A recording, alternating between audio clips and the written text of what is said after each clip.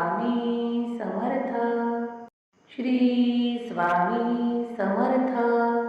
Jai Jai Swami Samarth.